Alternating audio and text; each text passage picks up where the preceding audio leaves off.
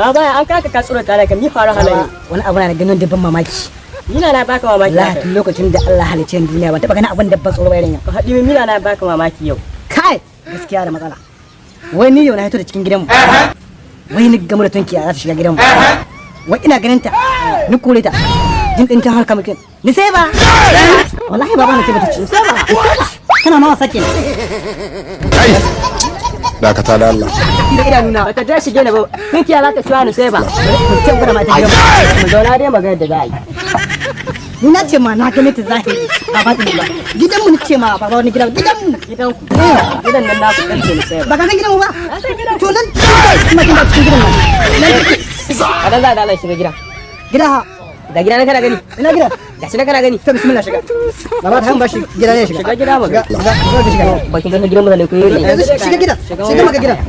shiga gida mana shiga gida da nan gida nan ba ko shiga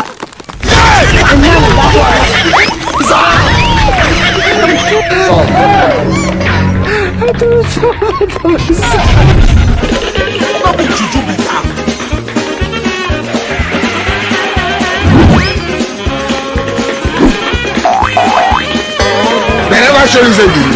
things say they white